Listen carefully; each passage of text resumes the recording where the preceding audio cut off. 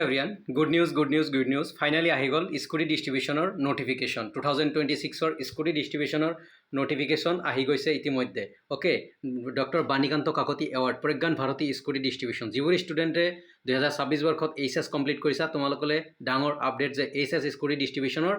update আহি গ'ল ইতিমধ্যে তো এইখন হ'ল official notification director of higher এডুকেশ্যনে ইতিমধ্যে পাব্লিছ কৰিছে তোমালোকে ডাইৰেক্টৰ অফ হায়াৰ এডুকেশ্যনৰ অফিচিয়েল ৱেবছাইটতো তোমালোকে পাই যাবা ইয়াতে কি লিখা আছে এভৰিথিং ডিছকাছ কৰিম এণ্ড মই এগেইন আৰু এটা ভিডিঅ' আনিম তাতে ডিছকাশ্যন কৰিম অ'কে ফুল প্ৰচেছ চ' মই ইয়াতে গাইডলাইনখিনি যিখিনি ৰুলছ এণ্ড ৰেগুলেশ্যন ক্ৰাইটেৰিয়া কি আছে সেইখিনি ডিছকাছ কৰি লৈছোঁ সকলোকে ভিডিঅ'টোত স্বাগতম জনাইছোঁ প্লিজ ভিডিঅ'টো পাৰিলে লাইক কমেণ্ট শ্বেয়াৰ কৰিবা যদি নতুনকৈ আহিছা চেনেলটো ছাবস্ক্ৰাইব কৰিবা ছাবজেক্ট ইয়াতে ছাবজেক্ট লিখা আছে চোৱা subject guideline for distribution scooter girls boys student securing 80% and more mark মানে কি তোমাৰ 80% প্লাছ তোমাৰ মাৰ্ক হ'ব লাগিব 80 এণ্ড এবভ 80 এণ্ড পাৰফেক্ট 80 আছে এণ্ড এবভ যদি আছে তুমি স্কুটিৰ কাৰণে এলিজিবল অ'কে তুমি স্কুটিৰ কাৰণে এলিজিবল তোমাৰ যদি 80% আছে দেন তুমি স্কুটিৰ কাৰণে এলিজিবল HSLC এক্সামিনেশ্যন 2026ৰ বাবে এটা ডাঙৰ আপডেট যে তোমালোকৰ ইতিমধ্যে স্কুটি দিবলৈ সাজু হৈছে অসম গভৰ্ণমেণ্ট বা ডাইৰেক্টৰ অফ হায়াৰ এডুকেশ্যনে ইতিমধ্যে নটিফিকেশ্যন দিছে তাৰপিছত ইন্ট্ৰডাকশ্যন আমি এনে জানো আমি যে স্কুটি কিয় দিয়ে 80% পালে স্কুটি দিয়ে বোথ বয়েজ এণ্ড গাৰ্লছ কাৰো কাৰণে ডিছক্ৰিমিনেশ্যন নহয় বয়েজ এণ্ড গাৰ্লছৰ 80% লাগিব বোথ বয়েজ এণ্ড গাৰ্লছৰ 80% লাগিব নেক্সট আহিছোঁ এইম নালাগে আমাৰ মেইন টু চাম ক্ৰাইটেৰিয়া কি চ' চব যিমান ষ্টুডেণ্ট আছে সকলোকে কৈছোঁ বিনম্ৰ অনুৰোধ কৰিছোঁ প্লিজ ভালকৈ কথাখিনি শুনিবা ক্ৰাইটেৰিয়া কি লিখা আছে ইয়াতে first student must obtain 80% or more mark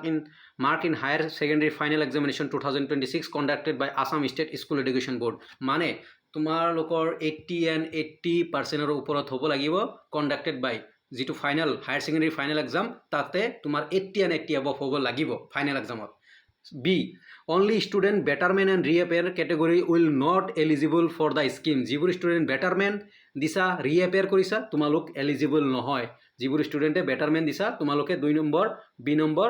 সেইবোৰ ষ্টুডেণ্ট এলিজিবল নহয় অ'কে সেইবোৰ ষ্টুডেণ্ট এলিজিবল নহয় B number C number student must be resident of Assam মানে ষ্টুডেণ্ট অসমৰ ৰেচিডেণ্ট হ'ব লাগিব অসমৰ বাসিন্দা হ'ব লাগিব okay D number student admitted in the institution outside the state R also' eligible provided they have valid PRC of the Assam মই আগতেই কৈছোঁ যে অসমৰ যিকোনো ষ্টুডেণ্ট যদি তুমি হায়াৰ ষ্টাডিজৰ বাবে অসমৰ বাহিৰত গৈছা দেন তুমি এলিজিবল তুমি স্কুটি পাবা বাট তোমাক কি লাগিব PRC লাগিব অ'কে তোমাৰ PRC হ'লে তুমি স্কুটি পাবা অ'কে PRC দিব লাগিব তোমাৰ সেইকাৰণে এণ্ড